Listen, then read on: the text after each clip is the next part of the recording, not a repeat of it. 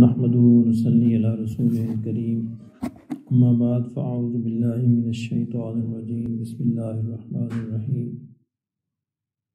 ألم تر كيف فعل ربك بأصحاب الفيل ألم يجعل كيدهم في تضليل وأرسل عليهم طيرا أبابيل ترميهم بحجارة من سجيل فجعلهم كعصف مأكول صدق اللہ العظیم۔ سورہ فیل بھی نبی اکرم صلی اللہ علیہ وسلم کی جو ہجرت اور برات کے جو مراحل ہیں اسی مرحلے کے قریب نازل ہوئی ہے، اور اس کا تاریخی پس منظر آپ حضرات جانتے ہی ہیں کہ یمن کا گورنر ابرہا یمن کو سینٹر بنانا چاہ رہا تھا تاکہ سارے عربوں کی توجہ جو ہے وہ ہٹ جائے مکہ مکرمہ سے، اور اس کی بجائے یمن جو ہے وہ ایک مذہبی اور معاشی سرگرمیوں کا مرکز بن جائے۔ اصل میں تو اس کا مقصد معاشی سرگرمی کو تیز کرنا تھا، بہانہ وہ یہ بنا رہا تھا کہ چونکہ عیسائی مذہب سے تعلق رکھتا تھا تو وہاں پہ اس نے ایک بڑا کلیسا تعمیر کیا جو اپنی شان و شوکت کے اعتبار سے خانہ کعبہ سے کہیں زیادہ خوبصورت نظر آتا تھا، اور اس نے ترغیب دینا شروع کی لوگوں کو کہ بجائے کعبہ کے جانے کے تم یہاں پہ آیا کرو اور اس کی یہاں عبادت کیا کرو، اس کا طواف کیا کرو۔ عربوں کے ہاں تو صدیوں سے خانہ کعبہ کا تو تقدس اور اس کا احترام موجود تھا، ان کو یہ بات سمجھ نہیں آئی اور ان کے ہاں اس کے خلاف ایک ریزسٹنس پیدا ہوئی، اور لوگوں نے اس کی بات کو تسلیم کرنے سے انکار کر دیا۔ تو ضد میں آ کر اس نے سوچا کہ چلو ہم اس کا قصے ختم کر دیتے ہیں۔ ہم جو طاقت کی نفسیات ہوتی ہیں، طاقتور یہ سمجھتا ہے کہ شاید میں طاقت کے زور سے سب کچھ کر سکتا ہوں، جبکہ ایسا نہیں ہے۔ نظریات جو ہے وہ گولیوں سے اور طاقت سے اور ٹینکوں سے ختم نہیں کیے جا سکتے، یہ ممکن نہیں ہوتا، تاریخ کے کسی دور میں بھی ایسا نہیں ہوا۔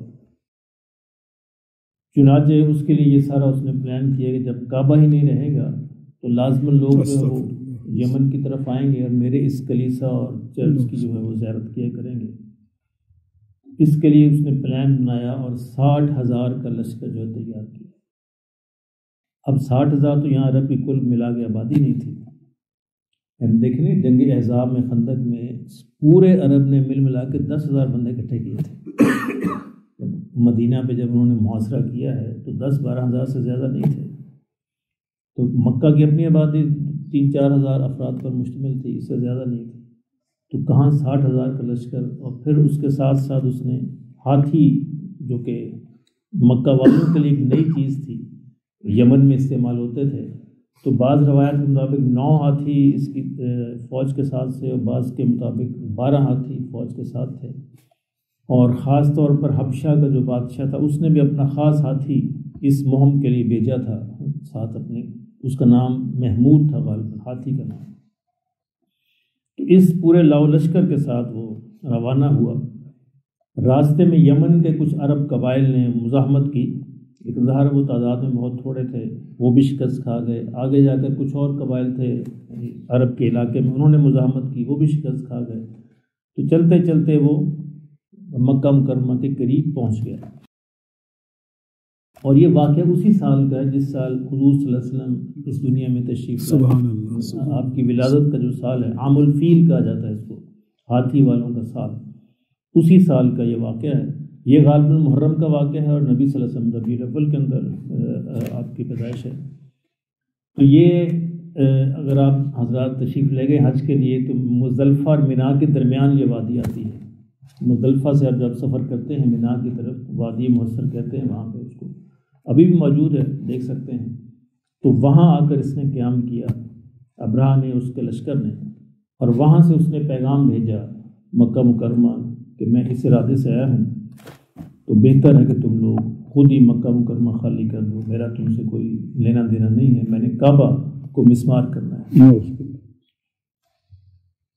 عبد المطلب حضور صلی اللہ علیہ وسلم کے دادا اس وقت سربراہ تھے، یہ مکہ مکرمہ کے قبائلی سردار تھے، تو ان کو پیغام بھیجا گیا۔ تو عبد المطلب تشریف لے گئے ابرہا کے پاس، ان کی شخصیت بڑی وجاہت تھی اس کے اندر، بڑی خوبصورت اور باوقار شخصیت تھی، دیکھنے والا بڑا متاثر ہوتا تھا آپ کی شخصیت سے۔ تو جب یہ تشریف لے گئے تو کہا کہ جی کیسے آئے؟ کہا جی میرے آپ اونٹ چھوڑ دیں، 200 کے قریب اونٹ تھے۔ ابرہہ کہنے لگا عجیب بات ہے کہ میں تو سمجھا تھا کہ آپ بڑے عقلمند آدمی ہوں گے اور آپ نے اپنے اونٹوں کی بات کی اور کوئی بات ہی نہیں کی۔ اس نے کہا جی مجھے اس کی ضرورت نہیں ہے، اس گھر کا مالک ہو جانے میں اس کو۔ خیر اس نے اونٹ چھوڑ دیے، اور اس کے بعد جو معاملہ پیش آیا وہ آپ حضرات جانتے ہیں کہ اللہ رب العزت نے اپنی مدد بھیجی، جھنڈ کے جھنڈ پرندے آئے جن کی چونچوں میں اور جن کے پنجوں میں کنکریاں تھیں، اور وہ انہوں نے برسائیں اس پر، اور وہ سارے کا سارا لشکر جو ہے وہ شاید ایک آدمی بچا یا ایک یا 2 آدمی جنہوں نے جا کے یہ واقعہ بتایا، باقی 60,000 کا 60,000 لشکر بالکل ختم ہو گیا۔ اور ابرہہ کا حال یہ ہوا، اس کی یعنی صورت حال تھی، وہ کنکری جس کے جسم پہ لگتی تھی اس کا گوشت گرنا شروع ہو جاتا تھا گل کے، یہ بندہ فوراً نہیں مرتا تھا، یعنی موت بھی بڑی تکلیف دہ تھی۔ ابرہہ بھی اسی حالت میں یمن تک پہنچا کہ اس کا گوشت گر رہا تھا، وہاں جا کے مرا تاکہ لوگوں کو دکھائے، اللہ لوگوں کو دکھائے کہ اس کا حال کیا۔ تو ابرہہ وہاں پہنچا، اور کچھ روایات کے مطابق کچھ لوگ ان میں سے اپاہج ہو کے، لنگڑے لولے اور محتاج ہو کے مکہ ہی میں رہ گئے، اور وہ بھیک مانگتے پھرتے تھے، بھیک مانگ کرتے تھے، اور لوگ دکھاتے تھے کہ یہ اس فوج کے آدمی ہیں۔ اسی طرح ہاتھی بھی سارے کے سارے وہیں پہ ڈھیر ہو گئے، کوئی نہیں بچ سکا، چند ایک لوگ بچے، اور وہ بھی اپاہج اور بڑی یعنی معذوری کی حالت۔ اچھا یہ تو ایک تفسیر ہے جو ہمارے یہاں عام طور سے مروج ہے، جو پڑھائی جاتی ہے۔ پہلے ترجمہ کر لیتے ہیں، پھر دوسری تفسیر کی طرف آتے ہیں۔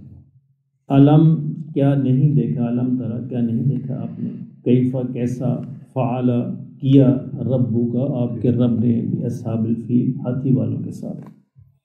علم ترا اس موقع پہ کہا جاتا ہے جب یہ واقعہ بڑا معلوم اور مشہور ہو، بچے بچے کو معلوم ہو، کیونکہ حضور صلی اللہ علیہ وسلم کی وفات سے کوئی یعنی آپ کی پیدائش سے یعنی پیدائش کے سال کا واقعہ ہے، اور جب آپ کی نبوت کا اعلان 40 برس میں ہوا ہے تو سمجھے کہ یعنی 40-50 سال پہلے کا واقعہ ہے، اور بہت سارے لوگ ابھی زندہ تھے جنہوں نے اپنی آنکھوں سے یہ واقعہ دیکھا۔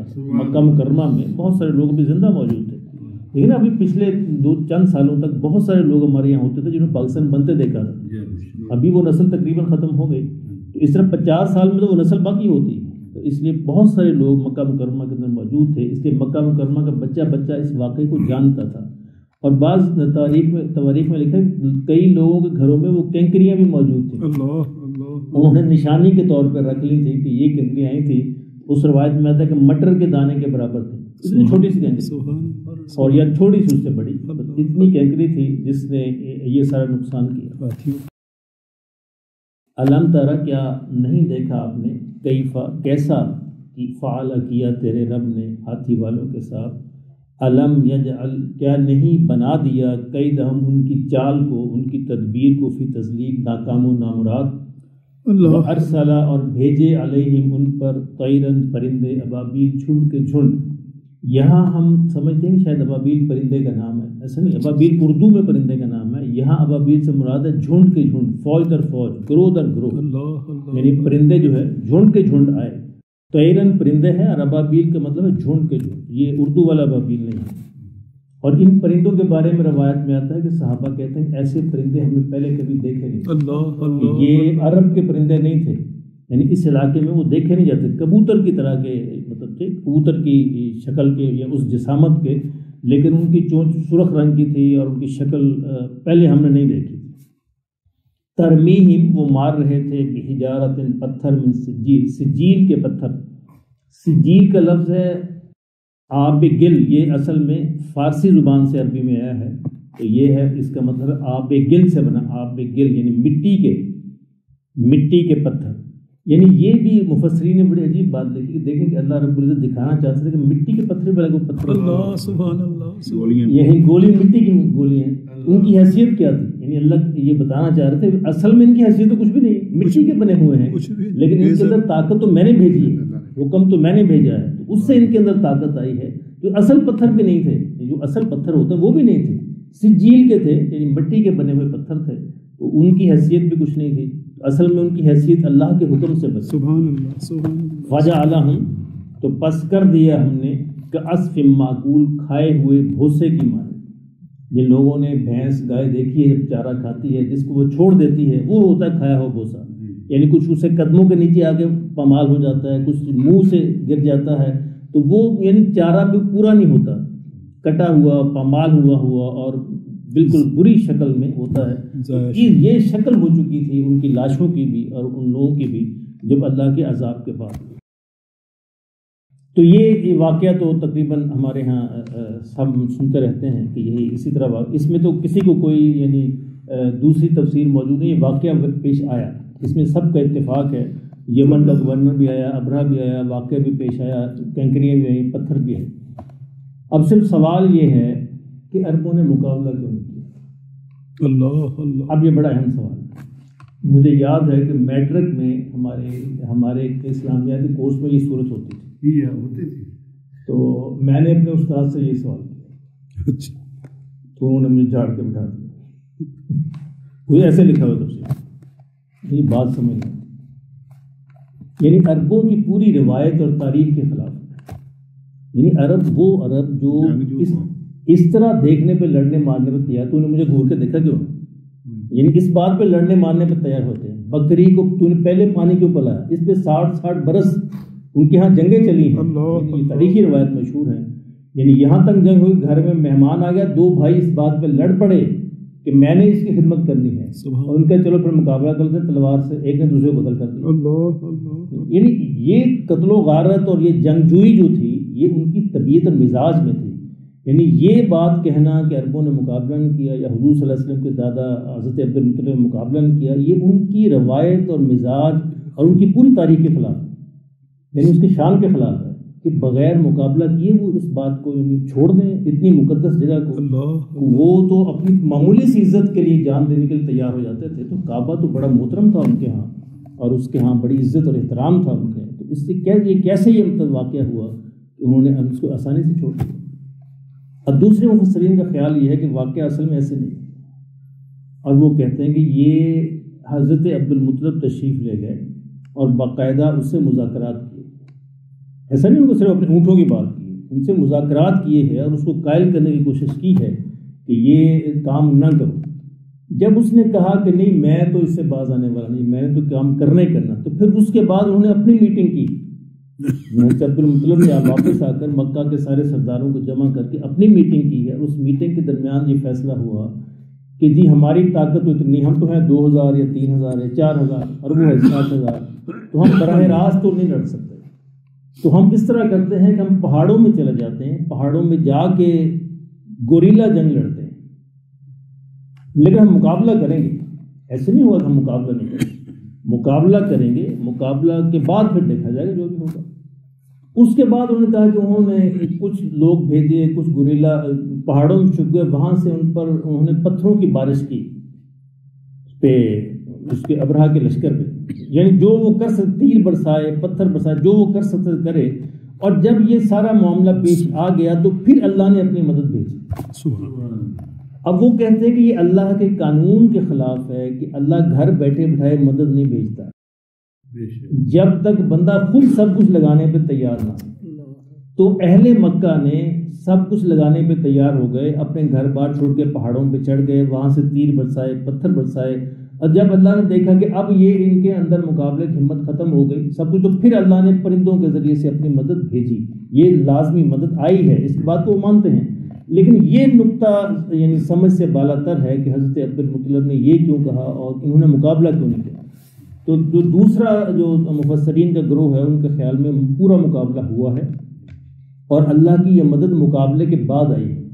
پھر اس کو قرآن مجید کی دوسری آیات سے ثابت کرتے ہیں کہ اللہ رب العزت کا یہ قانون ہے. اللہ نے خود قرآن کے اندر یہ کہا ہے, ان اللہ لا یغیر ما بقوم حتی یغیروا ما بانفسہم. اللہ کسی قوم کی حالت اس وقت تک نہیں بدلتا جب تک کہ وہ خود اپنے ہاتھ نہ بدلے. کہتے ہیں اگر یہی ہونا تھا, یعنی ایسے گھر بیٹھے بٹھائے حضرت عبد المطلب کی دعا سے سارا ہونا تھا, تو حضور کی دعا سے کیوں نہیں ہو گیا؟ حضور صلی اللہ علیہ وسلم مدینے میں بیٹھے رہتے, 313 تو لوگ جمع ہوئے تھے سارے, اور حضور نے یہ دعا فرمائی تھی, یا اللہ یہی میری پونجی, 313 ہی میری کمائی ہے، لیکن میں اس کو مقابلے کے لے کے آیا ہوں.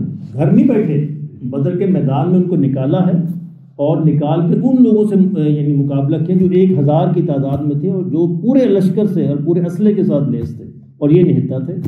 تو وہاں آ کر پھر دعا کی کہ یا اللہ میرے پاس یہی تھا، اب تو مدد فرما، جو میرے پاس وہ میں لے آیا ہوں، اب تو میری مدد فرما دے. تو پھر اللہ نے اپنی مدد بھیجی. تو وہ یہ فرماتے ہیں قرآن مجید اور احادیث کی روشنی میں یہ اللہ کے اس ضابطے کے خلاف ہے کہ یہ واقعہ اس طرح ہوا ہو. اور پھر عربوں کے مزاج، عربوں کی تاریخ، عربوں کی روایات، عربوں کی غیرت کے بھی خلاف ہے کہ وہ اس طرح انہوں نے کعبہ کو چھوڑ دیا. تو یہ واقعہ اصل میں اس طرح ہے کہ انہوں نے مقابلہ پورا کیا اور جب مقابلے کی ہمت ان کے اندر ختم ہو گئی، دیکھا اب کچھ نہیں بچا، پھر اللہ رب العزت نے اپنی معجزہ فرمایا اور یہ پرندے بھیجے اور پرندوں کے ذریعے سے پھر یہ پورے لشکر کو تباہ کیا گیا. اب وہ کہتے ہیں اس سورہ سے بڑا عجیب سبق ملتا ہے کہ بندہ کرے اپنے طور پہ ہر چیز مقابلے کے تیار ہو جائے، مدد پھر آئے گی. اگر کوئی یہ کہے کہ میں کچھ نہ کروں اور میں گھر بیٹھا رہوں اور اللہ اپنی مدد بھیج دے، تو یہ اللہ کے ضابطے اور اس کے قانون کے خلاف ہے. اب یہ اس کی یعنی اس سورہ کی 2 تفسیریں ہیں. اور دوسری تفسیر جو ہے وہ زیادہ لاجیکل اور زیادہ بہتر نظر آتی ہے کہ واقعتاً ایسے ہی ہوا ہوگا. ہمارے ہاں عام طور سے پہلی تفسیر وہ زیادہ مروج ہے تفاسیر کے اندر کہ حضرت عبد المطلب وہاں تشریف لے گئے اور ان کا میرے اونٹ چھوڑ دو، بس یہ جانے کعبے کا خدا جانے. تو وہ کہتے ہیں کہ یہ ان کے مزاج کے خلاف ہے، یہ تاریخ کے بھی خلاف ہے، ان کی غیرت کے بھی خلاف ہے. تو یقیناً انہوں نے جو ان کے بس میں تھا، تو انسان اگر اب جو اس کے بس میں ہو وہ نہ کرے تو پھر اللہ اپنی مدد نہیں بھیجتی. اور اس کے بعد کی تاریخ بھی گواہ ہے، یعنی اس کے بعد بھی خانہ کعبہ کئی دفعہ تباہ ہوا، اللہ نے مدد نہیں بھیجی. وجہ حجاج بن یوسف نے تباہ کیا، یعنی حجاج بن یوسف نے خانہ منجنیق پہ لڑائی ہوئی، خانہ کعبہ کو تباہ کر دیا گیا، خانہ کعبہ گر گیا، آگ لگ گئی. اور حتیٰ کہ وہاں پہ جو تبرکات تھے وہاں پہ موجود، حضرت ابراہیم کے مینڈے کے سینگ وہاں پہ موجود تھے ابھی تک کعبہ کی چھت میں، اور بہت سارے انبیاء کے تبرکات موجود تھے، وہ بھی اس یعنی حملے کے اندر جل گئے، لیکن اللہ کی مدد نہیں آئی. کرامتہ ایک گروہ پیدا ہوا ہے اسلامی تاریخ میں، 25 برس تک حج نہیں ہونے دیا، کعبہ کو مسمار کر دیا، حجر اسود کو وہاں سے اٹھا کے لے گئے کہ جی شرک کرتے ہیں لوگ، حجر اسود کو ٹکڑے ٹکڑے کر دیا اور 25 برس تک حجر اسود وہاں سے غائب رہا. آج بھی حجر اسود جو ہے نا ٹکڑوں میں جوڑا ہوا ہے، پیسز کو جوڑا ہوا ہے، یہ پورا نہیں ہے، پیسز کو اندر چاندی کے تاروں سے جوڑا گیا ہے. تو یہ 25 برس غائب رہا، اللہ کی مدد نہیں آئی کیونکہ مسلمان خود تیار نہیں تھے. یعنی مسلمانوں نے یہ نہیں کیا کہ ہم مر جائیں گے جان دے دیں گے، کسی نے آگے نہیں بڑھا. حجاج کے مقابلے میں کوئی آگے نہیں بڑھا، مکہ خاموش ہے، کوئی مزاحمت نہیں ہوئی. افسوس ہے کہ حجاج خود بھی مسلمان تھا، حجاج خود بھی مسلمان تھا. کرامتہ بھی تو مسلمان تھے، یعنی کرامتہ بھی مسلمان ہونے کا دعویٰ کر رہے تھے اور اپنی طرف سے وہ شرک مٹانے آئے تھے. تو 25 معمولی نہیں، 25-26 برس حج نہیں ہو سکا مکہ مکرمہ میں، اور لوگ کعبہ کو انہوں نے مسمار کر دیا، حجر اسود کو اٹھا کے لے گئے. تو یہ ایک واقعہ نہیں ہے، تاریخ میں بہت سارے واقعات ہیں. تو اللہ کی مدد تب ہی آیا کرتی ہے جب انسان خود اپنا سب کچھ لٹانے پہ تیار ہو جائے. وہ تو اس کہتے ہیں نا، ہم سے تو بچے، ایک بچے کو پوچھا کہ تم اللہ سے کیسے ملو گے، تو ڈوگر صاحب ان کے بیٹے جیسا ہوگا عقل مند، تو انہوں نے کہا جی کہ وہ میں تو آپ ادھر ہمارے قریب آیا کریں، اچھا نہیں لگتا اتنی دور آپ گھور کے بیٹھ جائیں، تو پھر ہم آپ کے پاس آیا کریں. اس نے کہا جی میں اپنے گھر کی چھت پہ چڑھ جاؤں، ٹھیک ہے، اور چھت کے اوپر جو کمرہ وہاں چڑھوں گا، ممٹی پہ چڑھوں گا، وہاں سے دیکھوں گا، اس کے اوپر ایک میز رکھوں گا، اس کے اوپر کرسی رکھوں گا، اور وہاں تک پہنچ کر کہوں گا یا اللہ یہاں تک آنا میرا کام، میرے بس میں یہی تھا، آگے تو اٹھا. تو یہ یعنی انسان کے بس میں جو ہو وہ کرے، پھر اللہ اپنی مدد کو لازمی بھیجتے. اور پوری اسلامی تاریخ میں ایسا ہوا ہے، اور جب مسلمانوں نے خود کچھ نہیں کیا تو پھر اللہ نے بھی اپنی مدد نہیں بھیجی. اس سورہ کے اندر اصل میں پیغام یہ ہے کہ انسان کے بس میں جو کرے وہ آئے، پھر اللہ کی مدد آتی ہے. پھر اللہ ایسا معجزہ کرتے ہیں کہ بظاہر مٹی کے پتھر ہیں، ان کی حیثیت ہی کوئی نہیں ہے، لیکن اللہ اس کے اندر اتنی طاقت ڈال دیتے ہیں کہ ہاتھی تباہ ہو کے رہ جاتے ہیں، اور 60,000 کا لشکر جو پورے کا پورا برباد ہو کے رہ جاتا ہے. تو اللہ ہمیں پیغام دیا نا، فضائے بدر پیدا کر، یعنی اس فضا کے بغیر کام نہیں چلتا. یعنی اگر میں گھر بیٹھے کہوں کہ یا اللہ بھیج دے، یا اللہ بھیج دے، توپوں کے اندر کیڑے ڈال دے، یا اللہ، وہ توپوں کے اندر کیڑے نہیں پڑے، تباہ نہیں ہوئے. کیونکہ ایسے ہی ہوا نا، یہ 1857 کے اندر بھی ایک محدود طبقہ تھا مسلمانوں کا جو انگریزوں کے مقابلے میں ہے، محدود طبقہ، یعنی اس وقت میں سارے مسلمان اٹھ جاتے تو ممکن نہیں تھا کہ انگریز بر صغیر پر قابض رہ سکتے، یعنی وہ اس محدود طبقے نے بھی کئی سالوں تک ان کو ناکو چنے چبوائے ہیں اور پھر کہیں وہ قابض ہونے کے قریب آئے ہیں۔ لیکن جب مسلمان سب اپنا سب کچھ نہیں لگاتے تو پھر اللہ بھی مدد نہیں فرما۔ آج بھی یہ صورتحال ہے، آج بھی یہ صورتحال ہے۔ تو یہ اب اگر ہم کریں تو یہ ضابطہ، ہم اس ضابطے کو بھول گئے کہ ہمارے پاس جو اللہ نے یہ نہیں کہا کہ تم اتنا کر، اتنا جو کچھ ہے تمہارے پاس وہ تو لگاؤ نا، جو کچھ ہے تمہارے پاس وہ تو لگانے پہ آ جاؤ، پھر باقی میں دیکھ لوں گا۔ تو مسلمان تو وہ بھی لگانے پہ نہیں آتے نا، اب مسئلہ یہاں سے خراب ہو گیا۔ تو یہ ان کی وہی بات، فضائے بدر پیدا کر فرشتے تیری نصرت کو اتر سکتے ہیں گردوں سے، قطار اندر قطار اب بھی۔ ایک مولوی صاحب اس کو پڑھ رہے تھے گردوں سے،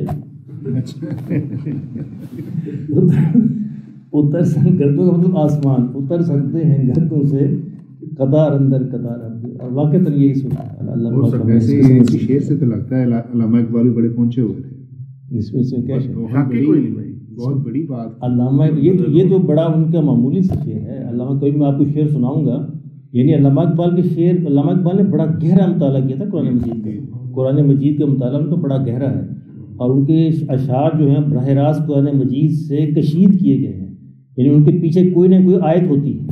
اگر علامہ کی جو شروع کی شاعری ہے دیوانی کے زمانے کی شاعری، اس قوم کی آج تک حالت نہیں بھیجی، قرآن کی آیت ہے۔ وہ پہلے زمانے کی شاعری ذرا کمزور ہے، لیکن بعد میں جب وہ میچور ہو گئے ہیں تو اس کے بعد ان کی شاعری قرآن و حدیث سے براہ راست مستنبط ہے، تو بڑا گہرا مطالعہ ہے۔ کیا کی محمد سے وفا تو نے تو ہم تیرے ہیں، یہ جہاں چیز ہے کیا لوہ قلم کرے بے محمد نے وفا کر دیا۔ قرآن مجید کی جتنی آیات ہیں رسالت کی عزت و ناموس کے بارے میں، یہ ایک شعر میں سمو دیا گیا ہے ساری، بڑی خوبصورت چیز۔ سبحان اللہ ہمیں سمجھ نصیب۔ آمین۔